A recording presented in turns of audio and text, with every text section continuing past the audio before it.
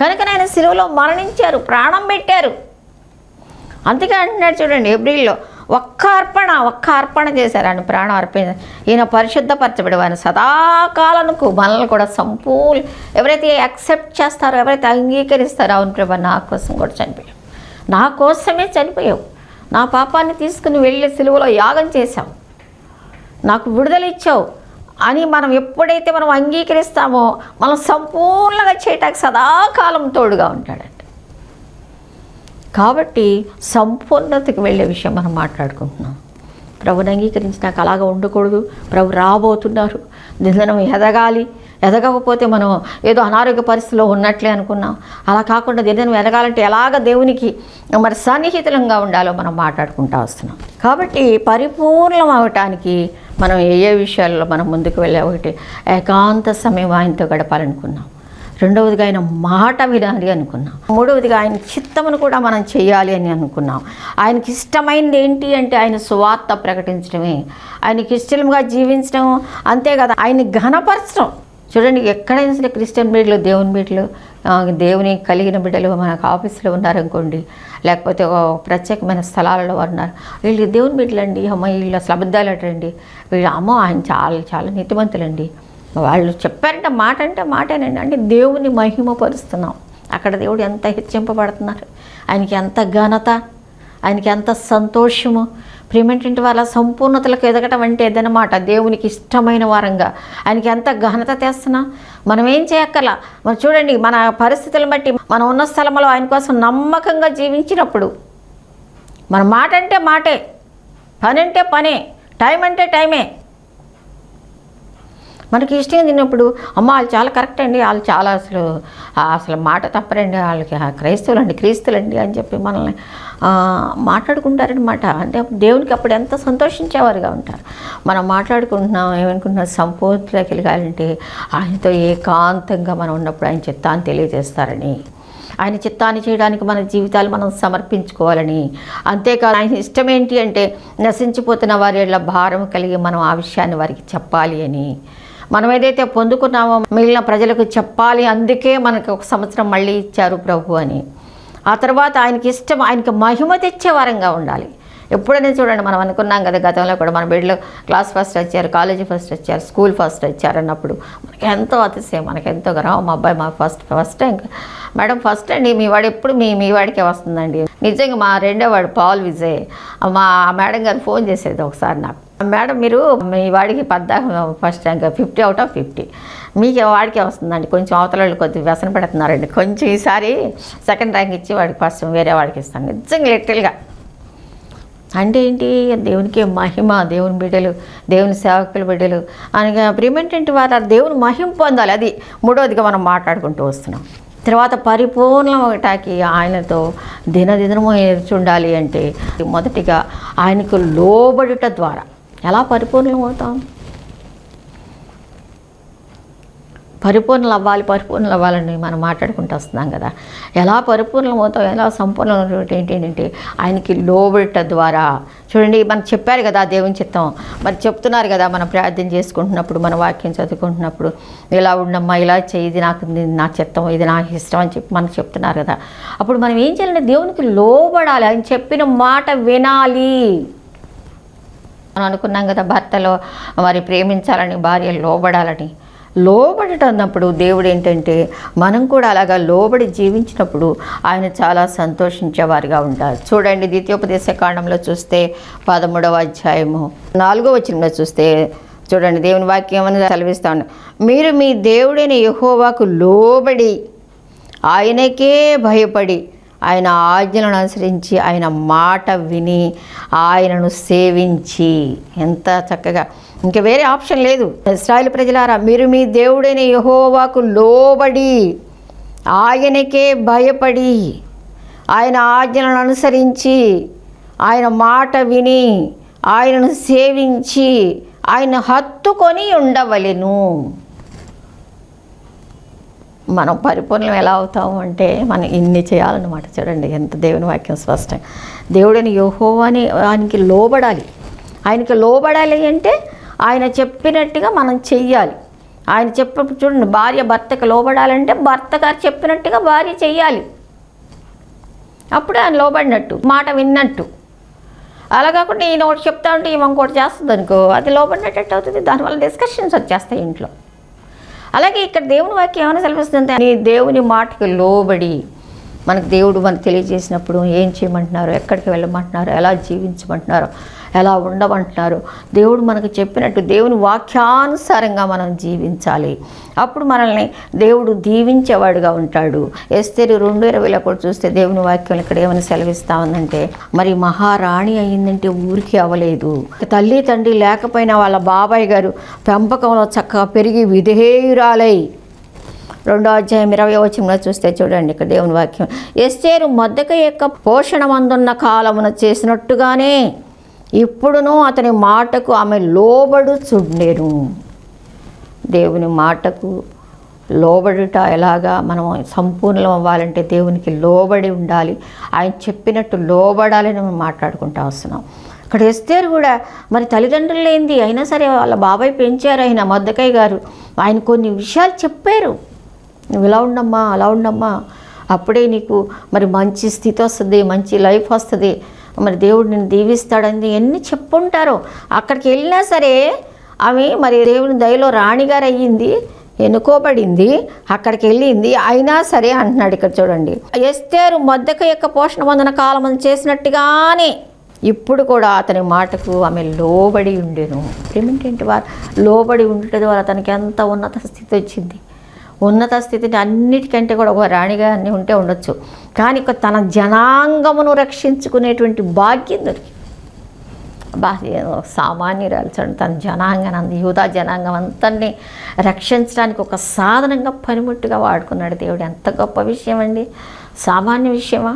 ప్రేమేంటంటే వాళ్ళ మన దేవుని వాక్యానికి మనం లోబడి ఉన్నప్పుడు, దేవుని మాటకు మనం లోబడి ఉన్నప్పుడు, దేవుడు చెప్పినట్టుగా మనం జీవించినప్పుడు దేవుడు మనల్ని వాడుకుంటాడు. మన జనాంగము, మన కుటుంబము, మన గ్రామము, మన పట్టణము, మన ప్రాంతము, మన ఆఫీస్, మన కొలీగ్స్, వారెవరైనా నిజంగా నువ్వు భారం కలిగి ఉంటే, మరి అదే ఆయనకి ఇష్టమైన పని అనుకున్నాం కదా, వారికి మనం చెప్పినప్పుడు దేవుడు మనల్ని వాడుకుని యోధా జనాంగం అంతటిని ఎస్తేరు ద్వారా రక్షించినట్టుగా మన ప్రాంతంలో, మన పరిధిలో మన యొక్క బిడ్డలను రక్షించడానికి ఆయన సమర్థుడు. లోబడుట, దేవుని వాక్యాన్ని వినడం ద్వారా, దేవుని మాటకు లోబడి ద్వారా తన స్వజనులందరినీ కూడా తను రక్షించుకుంది. అంతేకాదు చూడండి, మత్తయి సువార్త 8వ అధ్యాయం 9వ వచనంలో కూడా చూసినట్టే దేవుని వాక్యంలో ఏమని సెలవిస్తూ ఉందంటే, నేను కూడా ఒక అధికారంలోకి లోబడిన వాడను, నా చేతి కింద సైనికులు ఉన్నారు, నేను ఒకరిని పొమ్మంటే పోవును, ఒకరిని రమ్మంటే వచ్చును, నా దాసుని ఈ పని చేయమంటే చేయను అని ఉత్తరం ఇచ్చాను. యేసు ఈ మాట విని ఆశ్చర్యపడి వెంట వచ్చిన వారిని చూచి, ఇశ్రాయేల్లో ఎవరికైనా నేను ఎంత విశ్వాసం ఉంటా చూడాలి, యేసు ప్రభు వారే ఆశ్చర్యపడ్డారు. ఆ అధికారి, నాకు కూడా చాలా అధికారం ఉందండి, నేను రమ్మంటే వస్తారు, పొమ్మంటే పోతారు, మరి కానీ ఆయన మాటకు లోబడి యేసుక్రీస్తు ప్రభువారు మరి గొప్ప కార్యాలు చేస్తారంట, స్వస్థత చేస్తారంట అని తన యొక్క పక్షవాయుతో ఉన్న సేవకుడు తనకి సహాయం చేయాలని, ప్రేమేంటి వాళ్ళారా, ఒకళ్ళ బాగు కోసం, ఒకళ్ళ రక్షణ కోసం, ఒకళ్ళ విడుదల కోసం మరి దేవుని వాక్యానుసారంగా లోబడి యేసు ప్రభు చెప్పారు కాబట్టి తప్పకుండా చేస్తారు. కపెర్నహూము మీ ప్రాంతం వచ్చారు కాబట్టి అద్భుత కార్యం చేస్తారు కాబట్టి నా సేవకుడి జీవితంలో జరుగుద్ది కాబట్టి నేను నమ్ముతున్నాను, ఇది చెయ్యాలి, ఇది ఏమైనా సరే యేసు ప్రభు అని వచ్చినప్పుడు ఆ యేసు ప్రభు వారే ఆశ్చర్యపోతున్నారంట. ఇశ్రాయేల్లో ఎవరికైనా ఎంత విశ్వాసం ఉన్నట్టు చూడలేదని నిశ్చయంగా మీతో చెప్పుతున్నాను. ప్రిమెంటెంట్ వాళ్ళారా, ఆయన వాక్యానికి మరి మనం లోబడినప్పుడు, దేవుని మాటకు మనం లోబడినట్టు ఎస్తేరు వలన ఈ యొక్క అధికారి వలన కూడా అనేక గొప్ప కార్యాలు మనం చూస్తాము. అలాగే దేవుళ్ళు ఎదుగుతాం అన్నమాట, మనం సంపూర్ణం అవుతాం. అంతే కదా, ఒక ఎగ్జామ్ రాసాము, దానికి మంచి మార్కులు వచ్చినాయి కష్టపడి, అప్పుడేంటి మనకు ఇంకో ఎగ్జామ్ రాయాలంటే కదా గ్రూప్ 1 గ్రూప్ 2 పాస్ అయ్యాము, అబ్బా ఇంకేంటి గ్రూప్ 1 కూడా రాయలేమని సరే, ఎందుకంటే పట్టు వచ్చేస్తుంది, ధైర్యం వచ్చేస్తుంది, తెలుసుద్ది మనకి. అలాగే మనకి దేవుళ్ళో కూడా దేవుళ్ళో పట్టు, దేవుళ్ళో దినదినం ఎదగడం, విశ్వసించడం, ఆయన మాటలు చెప్పడం వల్ల మనలో ఏంటంటే దేవుళ్ళో ఎదగడానికి అవకాశం ఉంటుంది. అపోస్తలుల కార్యాలు 5వ అధ్యాయంలో కూడా చూస్తే 35వ వచనంలో చూస్తే చూడండి, ఇశ్రాయేలులారా ఈ మనుషుల విషయమై మీరు ఎలా చేయబోతున్నారో జాగ్రత్తగా ఉండండి, జాగ్రత్త సుమండి. ఈ దినములకు మునుపు దూదా లేచి తాను ఒక గొప్పవాడిని చెప్పుకొనెను. ఇంచుమించు 100 మంది మనుషులు వానితో కలుసుకుని వాడు చంపబడెను. వానికి లోబడిన వారందరూ కూడా వ్యర్థులైరి. ఇక్కడ ఏమంటున్నాడు, పేతురు గారు వీళ్ళందరూ కూడా ముందుకు వెళ్తూ ఉన్నప్పుడు అలనాడు మొదటి శతాబ్దంలో మరి దేవుని యొక్క కృపను బట్టి ముందుకు వెళ్తూ ఉన్నప్పుడు వీళ్ళ గురించి చాలా వ్యతిరేకతలు వచ్చినాయి అన్నమాట. వారు ఆ మాట విని అత్యాగ్రహం తెచ్చుకొని వీరిని చంపనుద్దేశింపగా 33లో సమస్త ప్రజల వలన ఘనత నొందిన వాడును ధర్మశాస్త్రోపదేశకుడైన గమలీయేలు అని ఒక పరిసయుడు మహాసభలో లేచి ఈ మనుషులను కొంతసేపు వెలుపల ఉంచండి. ఏంటి అంటే వీళ్ళని చంపేయాలి లేకపోతే జైల్లో పారేసేయాలి అని నిర్ణయిస్తున్నారు మొదటి శతాబ్దంలో. మరి ఎన్నో మన పితరులు, ఇప్పుడు మనం ఇది చూసి మనం ఎంతో భయపడుతున్నాం, కానీ చాలా మార్పు వచ్చేసింది. కొట్టేస్తున్నారు ఉత్తరప్రదేశ్లో, ఆ ప్రాంతాలలో మరి లోపల పడేస్తున్నారు, జైల్లో పడేస్తున్నారు, పాస్టర్ గారిని కొట్టేస్తున్నారు. విజయవాడ వరకు వచ్చేసింది. విజయవాడలో కూడా వచ్చేసరికి నుంచి ఇప్పుడు కాదు, ఇది మొదటి శతాబ్దంలోనే ప్రారంభమైంది ఈ హింస అనేది. ఎందుకంటే దేవుని రాజ్యం విస్తరిస్తూ ఉన్నప్పుడు సాతానుడికి, దుష్టుడికి ఇష్టం ఉండదు కనుక వారిని లేపి, లోకస్తుని లేపి, శరీరాలను లేపి దేవుని బిడ్డలను, దేవుని సేవకులను హింసించడానికి ఎంతో ప్రయత్నం చేస్తాడు. కానీ దేవుడు అల్టిమేట్గా దేవుడు విడిచిపెట్టడు. అదే అంటున్నాడు ఇక్కడ. అలాంటి పరిస్థితుల్లోని పేతురు వీళ్ళందరూ అందుకు పేతురును అపొస్తలులను మనుషులకు కాదు దేవునికే మేము లోబడవలను కదా. చూడండి ఎంత మంచి మాట మాట్లాడుతున్నారు. మీరు మ్రానును వేలాడుచును సంహరించిన యేసును మన పితరుల దేవుడు లేపెను. ఇశ్రాయేలునకు మారు మనసు పాపక్షమాపణ దయచేటికే దేవుడు ఆయన అధిపతిని గాను రక్షకుని గాను తన దక్షిణ హస్త బలం ఎన్ని సువార్త చెబుతూ మీరు నమ్మలేదు. రానుమైన ఎలాడారు ఎసుకు ఎన్ని చెబుతూ ఏంటి మీరు దేవుని మాట వినాలా, మేము మీ మాట వినాలా, మీరేం చేస్తారు చేస్తే చేయండి అన్నట్టు. అంటే ప్రాణాలను ఫడంగా పెట్టి అలనాడు మన పితరులు మొదటి శతాబ్దంలోనే ఈ పేతురు గారు ఇలా అంటున్నప్పుడు, అలా జరిగినప్పుడు ఇలా జరిగింది అని చెప్పేసి ఇక్కడ ఉన్నటువంటి ధర్మశాస్త్రోపదేశకుడు గమలీయేలు పాదములు అయితే చదువుకున్నానంటాడు పౌలు గారు. అంటే ధర్మశాస్త్రోపదేశకులు వీళ్ళందరూ. ఈయన అంటున్నాడు, అదిగో వాళ్ళ విషయం మీరు అంత తొందరగా ఛార్జ్ తీసుకోబాకండి, చాలా జాగ్రత్త సుమి అని చెప్పి పక్కన పెట్టండి. ఇదిగో అదే మాట్లాడుతున్నాడు 35వ వచనంలో, మీరేమి చేయబోతున్నారో జాగ్రత్త సుమండి. ఈ దినములకు మునుపు కూడా ఇలా జరిగింది. దూదా అనేవాడు లేచి వీళ్ళ మీదకి వెళ్ళాడు. వెళ్ళినప్పుడు వాళ్ళు చంపబడ్డాడు వాడు. అంతే కదా, అతనితో వచ్చిన వాళ్ళు కూడా వానికి లోబడిన వారు అందరూ చెదరి వెద్దులైరి. కాబట్టి చాలా జాగ్రత్త. అంటే ఏంటి, ఎప్పుడైతే మనం దేవుని మాటకు లోబడి దేవుని యొక్క చిత్తంలో మనం వెళ్తూ ఉంటామో, ఆయన మాట ప్రకారం మనం చేస్తూ ఉంటామో ప్రజలు భయపడతారు. కొంతమంది వ్యతిరేకత ఉంటుంది. అదే సమయంలో అమ్మో వీళ్ళ దేవుడు చాలా, అమ్మో వీళ్ళని ఏమి అనకూడదండి, వాళ్ళ దేవుడికి ప్రార్థన చేస్తారు. నన్ను కూడా అంటారు అన్నమాట అక్కడ, అమ్మగారు అమ్మో నా కోసం వేరే ప్రార్థన చేయకండి అమ్మ, దేవుడు శిక్షించాలని ప్రార్థన చేయకండి అమ్మ, క్షమించండి, నా కోసం ప్రార్థన చేయండి అమ్మ, దేవుడు నన్ను క్షమించాలని. నేను మనం అంటే భయం వాళ్ళకి. అమ్మ ఈ దేవుడు మనల్ని బట్టి కాదు, మనలో ఉన్న దేవుణ్ణి బట్టి. మా దేవుడు చాలా గొప్పవాడు, ఆ దేవుడు తలుచుకుంటే ఏదైనా చేస్తాడు. అదే అంటున్నాడు, వాళ్ళు జాగ్రత్త సుమండి అని పెద్ద గమలీయేలుగా చెప్తున్నారు వాళ్ళకి. గతంలో వాడు కూడా దూదా అనేవాడు కూడా ఇలా చేశాడు, చంపబడ్డాడు. ఆ తర్వాత తన వెనకాల చాలామంది వచ్చారు, వాళ్ళు కూడా చంపబడ్డారు. కాబట్టి మీరు చాలా కేర్ఫుల్గా ఉండండి అని చెప్పేసి వాళ్ళని కొంచెం పక్కన పెట్టండి అని అంటున్నాడు. అని నేను ఎందుకు చెప్తున్నానంటే, మాట వినాలి, లోబడాలన్న విషయం గురించి మనం మాట్లాడుకుంటున్నాం కదా. మనం సంపూర్ణం అవ్వాలంటే దేవుని మాట ఎప్పుడైతే వింటామో, దేవుల్లో మనం ఎదుగుతూ వెళ్తూ ఉన్నప్పుడు ఏమవుతుందంటే మన ప్రజలు భయపడతారు. మనల్ని ఏదైనా అనాలన్నా, గబాల్ని ఏదైనా చెయ్యాలన్నా దైవ భయం అనేది. ఎందుకంటే మనలో అంత రిఫ్లెక్షన్ ఉండాలి, అంత శక్తి, అంత బలము, దేవునితో మనం మమేకమైపోయి శక్తివంతులంగా మనం జీవిస్తూ ఉన్నప్పుడు మనల్ని ఏదైనా చెయ్యాలన్నా, మనం అనాలన్నా వాళ్ళకి భయం వచ్చేస్తుంది. అదే ఇక్కడ దేవుని వాక్యంలో మనం చూసుకుంటున్నాం. కాబట్టి ప్రేమేంటంటే వారులారా, మరి ఇక దేవునికి లోబడినప్పుడు, ఆయన వాక్యానికి లోబడినప్పుడు ప్రజలకు భయం కలుగుద్ది అని దేవుని వాక్యం మనం చూస్తా ఉన్నాం అపొస్తలుల కార్యాల్లో. కనుక దేవుని మాటకు లోబడినప్పుడు మరి ప్రజలు భయపడతారు. కనుక మనం దేవుని మాటకు భయపడి ఆయన యొక్క భయాన్ని, ఆయన యొక్క మరి చిత్తాన్ని మనం ముందుకు తీసుకుని వచ్చే వారంగా ఉండాలి. అంతేకాదు మనం సంపూర్ణమవటానికి ఆయన జ్ఞానములో కూడా మనం ఎదగాలి అని దేవుని వాక్యం సెలవిస్తూ ఉంది. ఆయనకి లోబడైన మాట వినడం ద్వారా మనం సంపూర్ణమవుతాము. ఆయన జ్ఞానం కూడా మనం పొందుకున్నప్పుడు ఆయనలో మనం పరిపూర్ణమవుతాం అన్నమాట. దేవుని వాక్యం చూడండి, యోబు గ్రంథం 19:25 కూడా చూస్తే ఆయన చాలా జ్ఞానవంతుడు. ఆయన్ని మనం ఏమి ఎదుర్కొంటాం, ఏంటి మీరు నన్ను ఇలా మాట్లాడుతున్నారు అని యోబు గారు మాట్లాడుతూ ఉన్నారు. చూడండి, దేవుని యొక్క జ్ఞానము గురించి కూడా మన గతంలో ఎంతో ధ్యానం చేస్తూ వచ్చాం. ఆయన జ్ఞానవంతుడు, జ్ఞాన సంపన్నుడు. జ్ఞానం అంటేనే యేసు అంటేనే జ్ఞానము. మరి కనుక మనం ఆయన బిడ్డలముగా, ఆయన ఎరిగిన వారముగా, ఆయన యొక్క మరి స్వాస్థ్యముగా మనం ఆయన జ్ఞానాన్ని కూడా మనం పెంపార చేసుకోవాలి, పొందుకోవాలి. తండ్రి యొక్క ఇది కుమారుడికి వారసత్వం వెళ్తుందో అలాగ మనం అడిగినప్పుడు తప్పకుండా మన తండ్రి కూడా మనకి ఆ యొక్క జ్ఞానం అనేది ఇస్తారు. మరి కనుక మనం అలా ముందుకు వెళ్ళాలి. ఆయన జ్ఞానాన్ని కలిగి మనం ఈ లోకంలో ముందుకు వెళ్ళాలి. 19:25 చూస్తే చూడండి, అయితే నా విమోచకుడు సజీవుడనియు తరువాత ఆయన భూమి మీద నిలిచిననియు నేను ఎరుగుదును.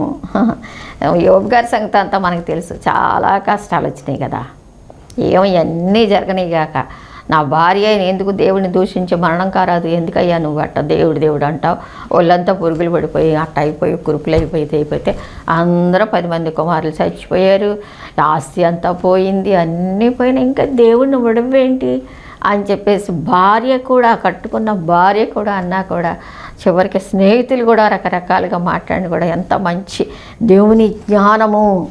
ఎప్పుడైతే మనం దేవుని జ్ఞానం కలిగి ఉన్నామో ఈ లోక సంబంధమైనవి ఏంటి అన్నీ నిజంగా ఏం సంపాదించారు మీరు, ఏంటి అన్నీ మమ్మల్ని కూడా అనేవాళ్ళు, ఏంటి అమ్మో లెక్చరరు టీచరు గవర్నమెంట్ ఉద్యోగాలు ఇవి ఎన్నెన్ని 3 లక్షలు 4 లక్షలు మీరు నెలకు వచ్చాయి, ఎందుకంటే పెచ్చోళ్ళు అని చెప్పేసి మమ్మల్ని పిచ్చోళ్ళలాగా చూసేవాళ్ళు. అయితే దేవుని జ్ఞానం వాళ్ళకి లేదు, మనకి దేవుడు భాగ్యంగా ఎంచుకున్నాం. అనేకులకు లేనటువంటి భాగ్యము, మనకంటే టాలెంటెడ్ తెలివిగల వాళ్ళు గొప్ప వాళ్ళకి లేని భాగ్యం దేవుడు మనల్ని నమ్మాడు, మనకి ఇచ్చాడు, మనం సేవ చేయమంటున్నాడు. అంతే చాలు అనుకున్నాం, అంతే మేము కుటుంబం.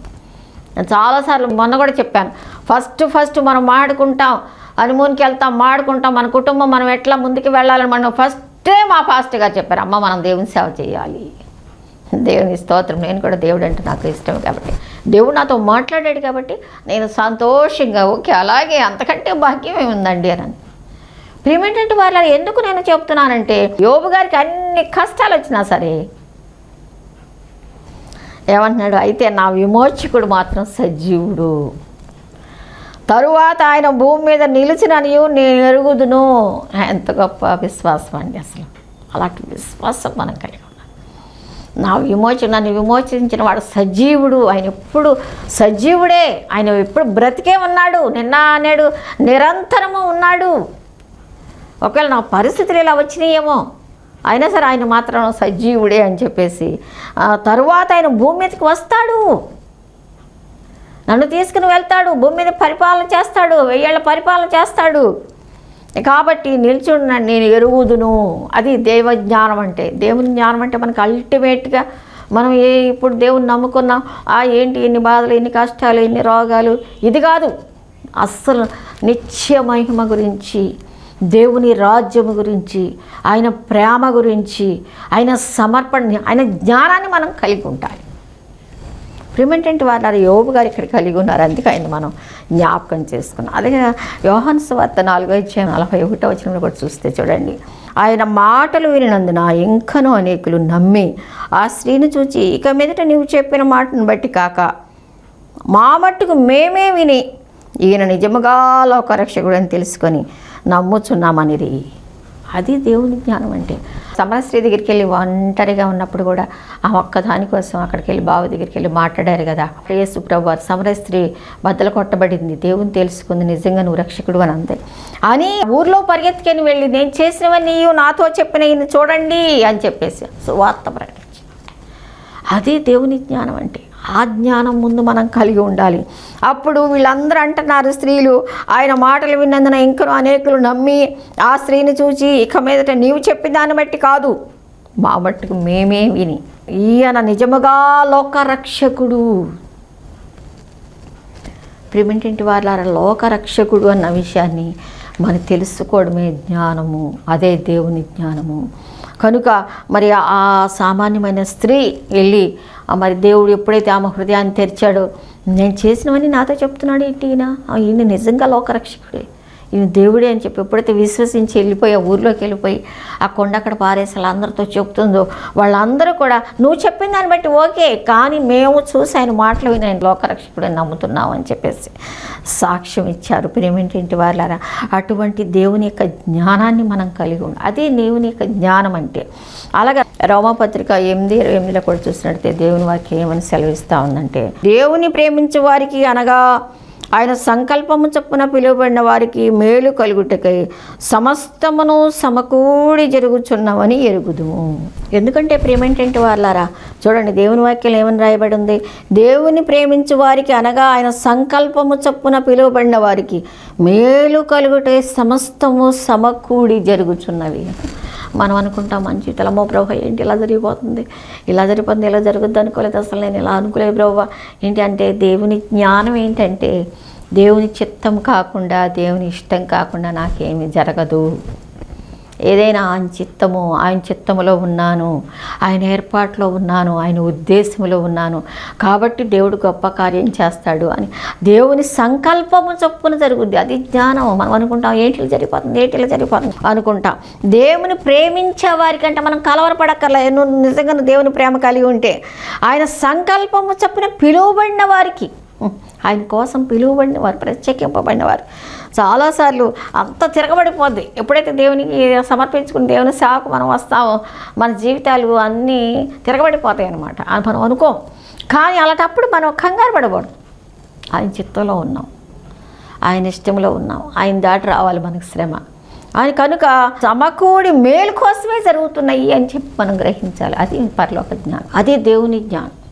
అంతేగాని మనం కలవరపడిపోయామనుకో సాతానుడు ఇంకా కలవర పెట్టేస్తాడు.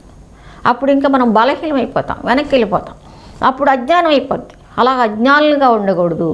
జ్ఞానము కలిగి దేవుని చిత్తానుసారంగా మనం ముందుకు వెళ్ళినప్పుడు ఆయన మనల్ని దీవించేవారుగా ఉంటారు. అంతేకాదు 2 కొరింథీయులకు రాసిన పత్రికలకు చూడండి ఒక్కసారి.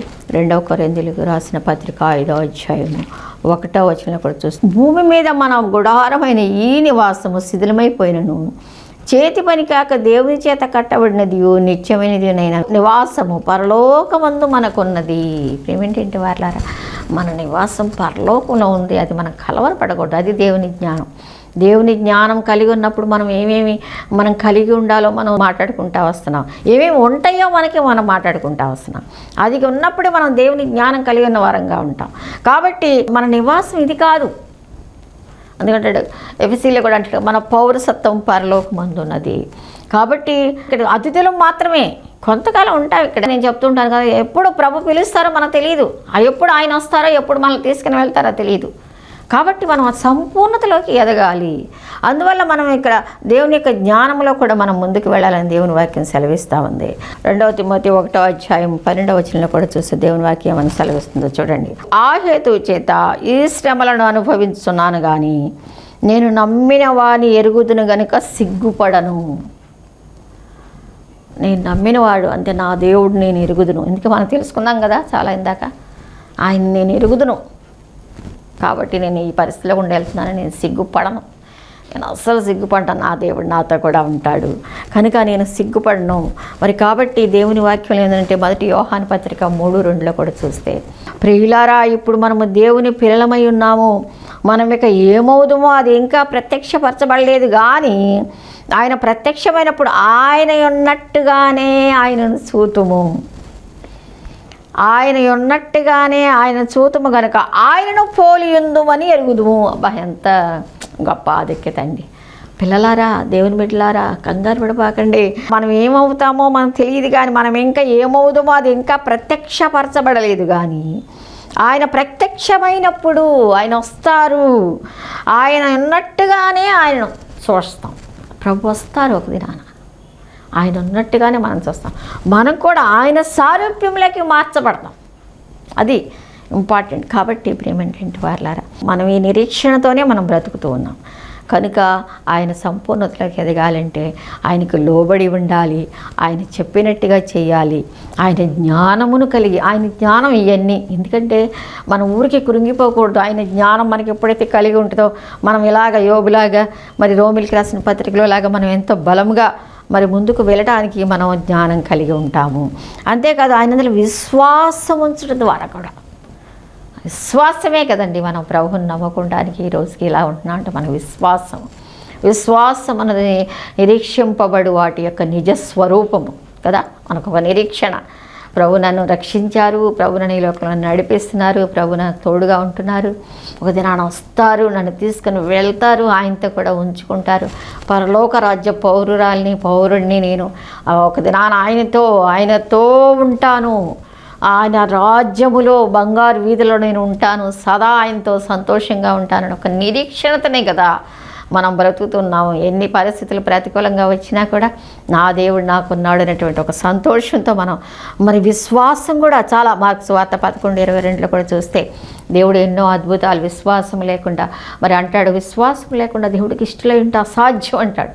నువ్వు విశ్వసించు, దేవుని మహిమను చూస్తూ ఉంటాడు. విశ్వాసంతో ఎన్నో మరి కార్యాలు పొందుకున్నట్టుగా మరి దేవుని వాక్యంలో రాయబడింది. లోకాసువార్త 8:48 కూడా విశ్వాసము ద్వారా వారు ఎన్నో గొప్ప కార్యాలు పొందుకున్నట్టుగా. 12 సంవత్సరాల నుండి రక్తస్రావం రోగంతో బాధపడుతున్న ఆ స్త్రీ కూడా వెనకాల వెళ్ళి చెంగు ముట్టుకుందంటే 12 సంవత్సరాలు ఎంత బాధ అనిపించి ఉంటుందా కదా. ఒక గదిలో తను వేరుగా ఉండి ఉంటుంది 12 సంవత్సరాలంటే. రక్తస్రావ రోగం అంటే ఎంత వాసన కొట్టుంటుంది. భర్త బిడ్డలు కూడా తన వేరుగా పెట్టేసి ఉంటారు. కానీ వింది యేసుని గురించి విన్నప్పుడు ఒక్కసారి వెళ్ళిపోయి వెనక నుంచి చెంగు ముట్టుకుంటే చాల్సి వస్తాయి. అంటే ఆ విశ్వాసం, దేవుని చెంగు ముట్టుకుని విశ్వాసంతో నువ్వు నీ జీవిత యాత్రలో ముందుకు వెళ్తున్నప్పుడు దేవునికి అసాధ్యమైంది ఏది లేదు. ఏదైనా నువ్వు అనారోగ్య పరిస్థితి అయినా, నీ బిడ్డల పరిస్థితులైనా, ఆర్థిక పరిస్థితులైనా, ఒకళ్ళ అప్పుల్లో ఉన్నావా, ఒకళ్ళని పిల్లలని మాట వింటలేదా, లేకపోతే అనారోగ్య పరిస్థితిలో ఉన్నావా, విశ్వసించు. నాకు ఒక గొప్ప దేవుడు ఉన్నాడు, ఏ పరిస్థితులకు అతీతుడు, నన్ను ముందుకు తీసుకొని వెళ్తాడు, నమ్మిక మాత్రం ఉంచంటున్నాడు. అంతే, నమ్ముట నీ వలనైతే నమ్ము అని సమస్తం సాధ్యం అన్నాడు. కాబట్టి ప్రేమేంటంటే వాళ్ళని నమ్మండి. విశ్వాసమే మన యొక్క జీవితాలకి ఆధారము కనుక మరి విశ్వసించాలి. చివరిగా ఏంటంటే ఫిలిప్పీయులకు రాసిన పత్రిక 3వ అధ్యాయం 20-21 వచనంలో చూస్తే మన పౌరసత్వం పరలోకంలో ఉందంటాడు అక్కడ. అంతేగా, మన పౌరసత్వం పరలోకంలో ఉంది. కానీ అల్టిమేట్గా మనం దేవుని దగ్గరికి వెళ్ళాలి. ప్రభు ఒక దినాన వస్తారు, ఆయనతో కూడా మనం కలిసి ఉంటాము. ఇదిగో చూడండి, మన పౌరస్థితి పరలోకమందున్నది, అక్కడి నుండి ప్రభు అయిన యేసుక్రీస్తు అనే రక్షకుని నిమిత్తం మనం కనిపెట్టుకొని ఉన్నాము. మనం ఏంటంటే ఆయన కోసం కనిపెట్టుకున్నాం. ఎందుకంటే మన పౌరత్వం అక్కడ ఉంది, ఇక్కడ కాదు. కాబట్టి ఇక్కడ ఉన్నాము, కానీ ఇది గుడార జీవితం, జస్ట్ అసలు లైఫ్ అంతా అక్కడ. కాబట్టి ప్రేమేంటంటే వార్లారా, ప్రభుని ఎరిగిన మనము ఏ విధంగా ఆయనలో సంపూర్ణం అవ్వాలో మనం మాట్లాడుకుంటూ వచ్చాం. అట్టి సంపూర్ణతలోకి వెళ్ళినప్పుడు మాత్రమే, ఆయనలో ఇష్టలుగా మనం జీవించినప్పుడు మాత్రమే ఆయన వస్తారు ఒక దినాన. ఆయన రాకముందే మధ్యాకాశంలో బోర ఊదబడుతుంది, మనం వినాలి. ఆ బోర మనకు వినపడాలంటే వ్యర్థమైన వీటన్నిటిని వినకుండా, లోక సంబంధమైన వాటిని వినకుండా మనం మరుగై ఉండాలి, జాగ్రత్తగా ఉండాలి, జ్ఞానం కలిగి ఉండాలి, ఆయన కోసం ఎదురు చూడాలి. అప్పుడు బోర వినపడితే రెప్పపాట్లో ఎదుర్కొని ఆయనతో వెళ్తాము. ఒకవేళ మనం మరణించినా మనం దేవునితో సదా ఉంటాము. అట్టి పరిపూర్ణతలోకి, దేవుని ఎరిగి ఉన్నాను అనుకున్న నీవు పరిపూర్ణతలోకి వెళ్ళి, ఉన్నత స్థితిలోకి వెళ్ళి ఆయన ఎదుర్కోవడానికి దేవుడు నీకు సహాయం చేయనుగాక. ఆమేన్. ప్రేమగల తండ్రి, మా ప్రేమైన ప్రభువా, నీ గన్నామునికి వందనములు తండ్రి. ఎంతో విలువైన వారంగా మీ ప్రాణం ఇచ్చి రక్తం ఇచ్చి కొనుక్కున్నారు కనుక ఈ లోకంలో ప్రభా మేము పరిపూర్ణముగా ఎదగాలని ప్రభా, ఏదో బలహీనంగా ఏదో ఎక్కడో ఉండటం నీకు ఇష్టం లేదు నాయన. మేము ఎలాగ పరిపూర్ణంగా ఎదగలమో, పరిపూర్ణం అవ్వగలమో మీరు మాతో మాట్లాడుతూ వచ్చారు నాయన. మీకు వందనాలు, స్తోత్రాలు. వాటిని మేము పాటిస్తూ మీలో చివరికి పరిపూర్ణంగా మీరు మాత్రమే మమ్మల్ని చేస్తారు కనుక సంపూర్ణతలోకి మమ్మల్ని నడిపించి సదా మీతో ఉండటానికి మమ్మల్ని సిద్ధపరచమని యేసు నామములో ప్రార్థించి స్తుతించి వేడుకుంటున్నాం తండ్రి. ఆమేన్.